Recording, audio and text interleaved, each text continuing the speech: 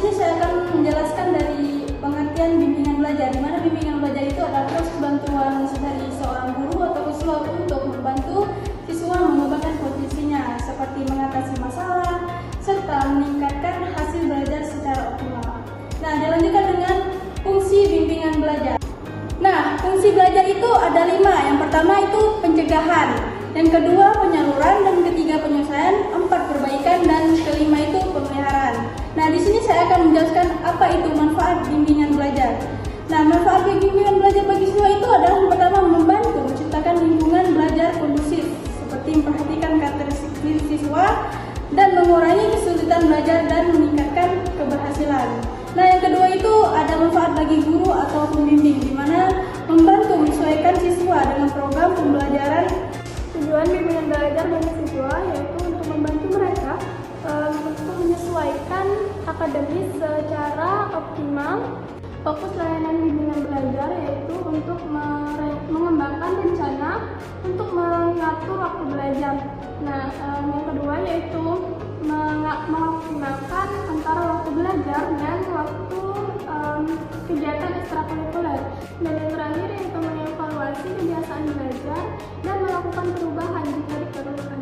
Nah, untuk langkah-langkah bimbingan belajar ini yaitu yang pertama yaitu bisa kita melakukan pengumpulan informasi tentang siswa, yang kedua yaitu memberikan informasi, yang ketiga yaitu penempatan, yang keempat mendiagnosis kesulitan belajar siswa, yang kelima yaitu memberikan solusi untuk kesulitan belajar siswa, dan yang terakhir yaitu mengevaluasi kegiatan belajar siswa. Ada beberapa layanan dalam BK. Pertama, layanan orientasi, layanan informasi, layanan penempatan dan penyaluran, layanan pengusahaan konten, layanan konseling program, layanan bimbingan kelompok, layanan konseling kelompok, layanan konsultasi, dan layanan mediasi. Layanan konseling dibagi menjadi 2, yaitu layanan individual dan layanan kelompok, yang dimana layanan konseling individu memberikan kesempatan kepada siswa untuk memimpin bimbingan secara langsung, sedangkan layanan konseling kelompok adalah memberikan kesempatan kepada siswa untuk membahas bimbingan secara langsung dan tatap muka dengan guru melalui interaksi dalam kelompok. Fungsi utama layanan ini juga adalah pengentasan masalah.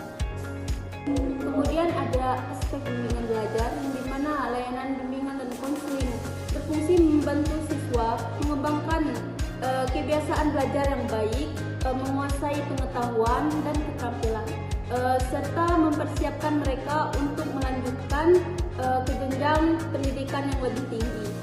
Selanjutnya, bentuk-bentuk perilaku bermasalah. Yang pertama, rasionalisasi, memberikan alasan logis palsu untuk menyembunyikan alasan sebenarnya di balik perilaku. Yang kedua, sikap permusuhan, tindakan agresif seperti menyerang, mengkritik, atau bersaing untuk melampiaskan ketegangannya. Yang ketiga, menghukum diri sendiri, menyalahkan diri sebagai penyebab kesalahan dan memiliki kebutuhan untuk diakui serta disukai. Yang keempat, represi, menekan dan melupakan masalah ke alam bawah sadar untuk menghindari penderitaan. Yang kelima, konformitas, menyesuaikan diri dengan tekanan sosial untuk diterima dan menghindari kecemasan. Dan terakhir, sinis, menghindari evaluasi orang lain dengan menunjukkan sikap tidak percaya atau ketidakberdayaan. Gaya belajar adalah cara individu memahami, memproses, dan menyerap informasi saat belajar. Konsep ini menunjukkan bahwa setiap orang memiliki pendekatan unik terhadap pembelajaran yang dipengaruhi oleh preferensi. Di sini ada beberapa teori gaya belajar yang umum.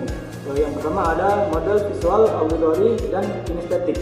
Kedua ada model Hani dan Mumford. Yang ketiga ada teori multiple intelligency. Yang keempat ada model Kolb's learning style.